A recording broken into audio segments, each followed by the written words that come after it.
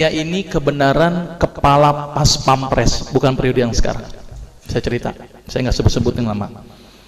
Kepala pas pampres beberapa periode yang lalu datang ke saya, dok, saya ini sakit darah tinggi dok, tensi saya normal sekarang, tapi saya harus minum obat seumur hidup dok. Obatnya kaptopril. Saya bosan minum obat ini. Bisa nggak dok saya nggak minum obat ini? Saya pada waktu itu terkenal sebagai terkun, Mbak, dokter plus dukun itu ya. Jadi datang ke saya pengen nggak pakai obat. Saya bilang ke bapak itu, baik Pak, kita coba. Obat saya stop, saya kasih apa? Timun, seledri, bawang putih, pisang raja, kurma. Pulang Pak, kontrol lagi minggu depan. Apa yang terjadi setelah minggu depan? Tensinya tambah naik Pak. Dokter gimana sih dok? Bukannya stabil kok malah naik. Kenapa ini dok? Wah, saya ngeliat tampangnya udah serem banget itu kan. Yaudah deh Pak, saya coba lagi, dosis saya naikkan Pak. Timun dinaikkan, bawang putih dinaikkan, pisang raja dinaikkan, kurma dinaikkan.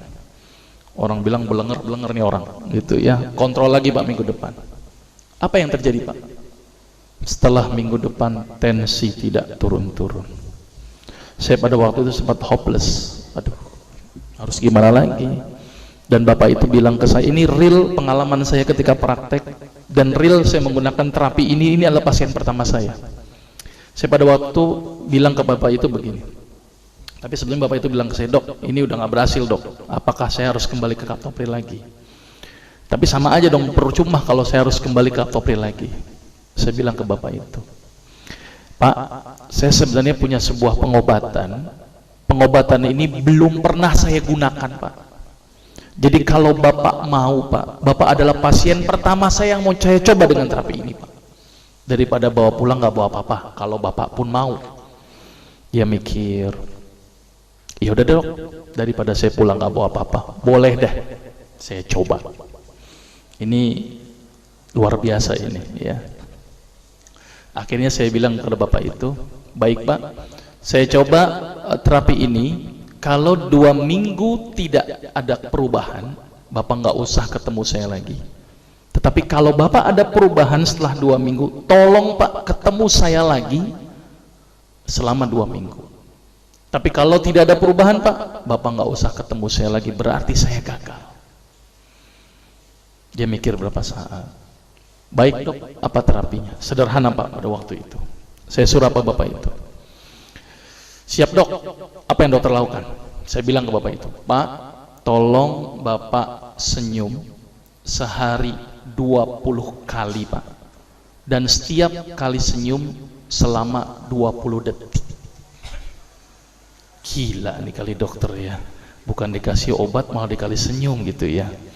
Sudah Pak, jalankan saja. Kalau tidak sembuh nggak usah ketemu saya lagi, tapi kalau sembuh tolong 2 minggu ketemu saya lagi. Dia mikir, baik dok, tapi bagaimana kalau saya tidak bisa senyum? Ya udah Pak, ngelihat kaca senyum sendiri, saya suruh begitu.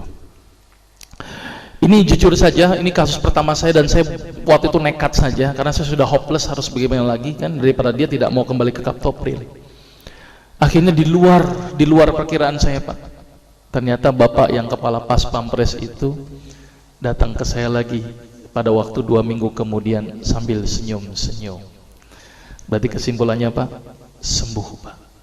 Kenapa kok bisa sembuh? Ini yang pertanyaan cukup mendasar. Kenapa kok senyum bisa sembuh? Sampai-sampai itu ajudannya bingung sama saya. Dokter, itu bapak diapain dok? Biasanya kalau upacara marah-marah, sekarang senyum-senyum. Baca koran, senyum-senyum. Bengong sedikit, senyum-senyum. Saya bilang memang target terapinya begitu, harus 20 kali sehari. Ternyata penelitian menunjukkan orang yang senyum sebanyak 20 kali sehari dengan durasi 20 detik setiap senyumnya, maka otak akan mengeluarkan sejenis zat yang namanya beta endorfin. Apa itu beta endorfin? Beta endogenous morfin atau morfin yang dihasilkan alami oleh tubuh. Maka itu kalau orang yang biasa makan morfin, biasanya tubuhnya tidak bisa memproduksi morfin lagi. Jadi kalau orang yang banyak senyum Pak, ternyata morfinnya semakin banyak. Dan ternyata fungsi beta endorfin itu adalah melebarkan pembuluh darah. Maka itu orang yang rajin senyum itu adalah pembuluh darahnya lebar dan tercegah dari penyakit hipertensi. Tapi penelitian menunjukkan harus berapa kali tadi? 20 kali sehari. 19 kali aja nggak ngefek Pak, gitu ya. Dan tidak boleh dirapel. 20 kali kali 20 detik berarti berapa? 400 detik sekaligus saja, nggak ngefek Pak. Yang ada kering itu gigi, gitu ya. Jadi senyum yang berefek itu harus intermiten. Sekarang senyum, nanti senyum, nanti senyum. Ada lagi tuh pasien yang nyeletuk, dok, tetangga saya tuh sering senyum, stroke juga. Saya bilang Pak, kalau ada orang yang rajin senyum tapi juga kena darah tinggi juga, berarti senyumnya nggak ikhlas. Ngelihat orang melarat, senyum-senyum, orang susah, senyum-senyum. Nah ini senyum yang nggak bermanfaat Pak. Jadi senyum yang berefek itu adalah senyum yang dihasilkan dari hati yang datangnya ikhlas karena Allah Pak, bukan karena siapapun. Ya, jadi mulai sekarang harus berapa kali tadi? 20 kali penelitiannya. Karena senyum 20 kali akan mengeluarkan sejenis zat di dalam tubuh yang fungsinya melebarkan pembuluh darah. Maka itu orang-orang yang sakit darah tinggi, protap pertama saya apa? Senyum. Orang yang sakit jantung, senyum. Orang yang sakit stroke, senyum dulu. Kalau dia nggak bisa senyum Pak, berarti gagal pengobatannya.